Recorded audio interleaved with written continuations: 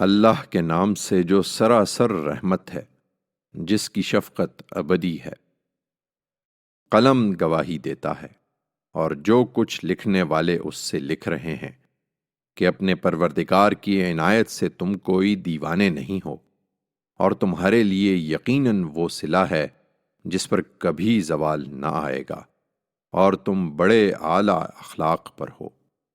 اس لیے عنقریب تم بھی دیکھ لو گے اور وہ بھی دیکھ لیں گے کہ تم میں سے کس گروہ میں ہے جو فتنے میں پڑا ہوا ہے۔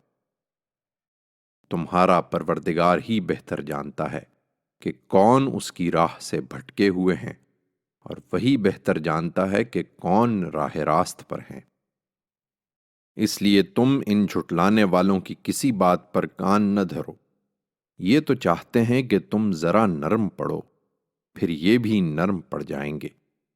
ہرگز کان نہ دھرو کسی ایسے شخص کی بات پر جو بہت قسمیں کھانے والا ہے، بے وقت ہے، اشارہ باز ہے، چغلی لیے پھرتا ہے، بھلائی سے روکتا ہے، حد سے بڑھ جانے والا ہے، حق مارتا ہے، پتھر دل ہے، اور اس پر مزید یہ کہ بے اصل بھی ہے۔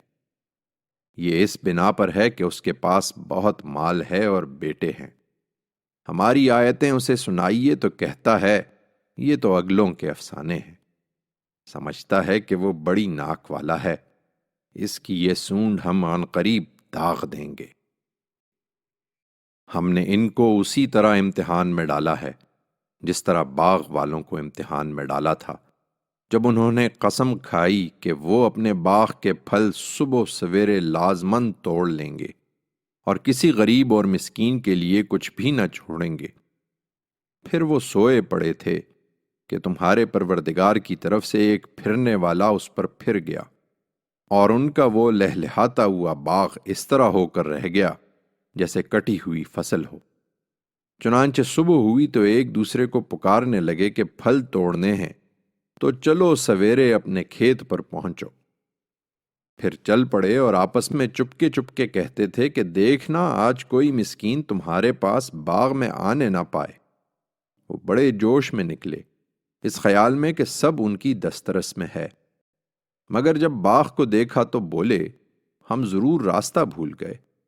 نہیں، بلکہ محروم ہو کر رہ گئے۔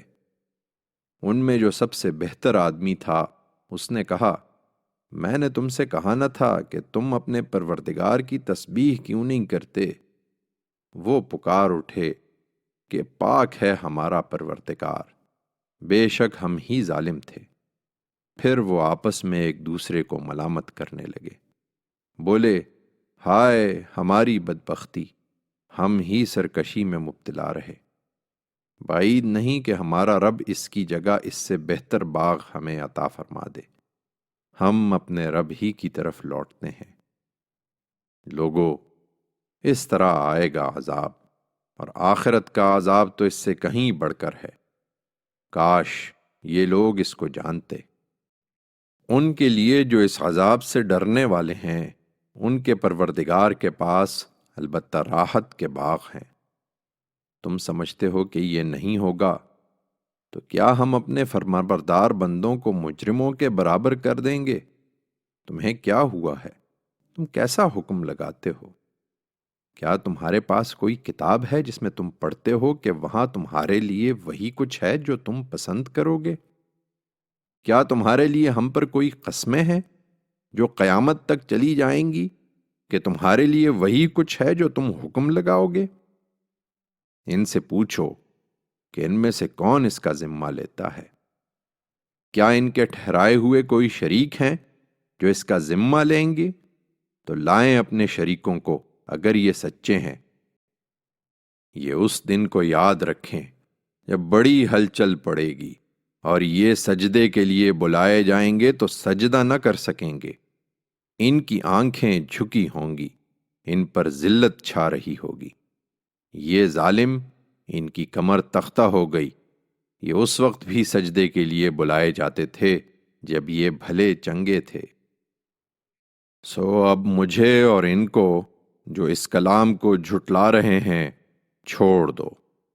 ہم ان کو وہاں سے بتدریج تباہی کی طرف لا رہے ہیں، جہاں سے یہ نہیں جانتے، اور میں ان کو ڈھیل دے رہا ہوں کہ اپنا زور لگا لیں، اس لیے کہ میری تدبیر بڑی محکم ہے۔ یہ سنتے کیوں نہیں؟ کیا تم ان سے کوئی معاوضہ چاہتے ہو کہ یہ اس کے تاوان سے دبے جاتے ہیں، یا ان کے پاس غیب کا علم ہے کہ آخرت میں بھی یہی سرخرو ہوں گے اور یہ اس کو لکھ رہے ہیں؟ نہیں، کچھ نہیں۔ اس لیے اے پیغمبر، تم اپنے پروردگار کے حکم کے انتظار میں صبر کیے رہو، اور اپنی قوم کے معاملے میں مچھلی والے یونس کی طرح نہ ہو جاؤ، جب اس نے مچھلی کے پیٹ میں پکارا اور وہ غم سے بھرا ہوا تھا۔ اس وقت اگر اس کے پروردگار کی عنایت اس کے شامل حال نہ ہو جاتی تو اپنی اس عجلت کے نتیجے میں مذموم ہو کر وہ اسی چٹیل میدان میں پڑا رہتا جہاں مچھلی نے اسے اگل دیا تھا، لیکن وہ پلٹا تو اس کے پروردگار نے اثر نو اس کو برگزیدہ کیا اور اس کو اپنے صالح بندوں میں شامل کر لیا۔ اس لیے صبر کیے رہو۔ یہ منکرین جب تم سے یہ یاد دہانی سنتے ہیں تو لگتا ہے کہ اپنی نگاہوں کے زور سے تمہیں پھسلا دیں گے، اور کہتے ہیں کہ یہ ضرور دیوانہ ہے۔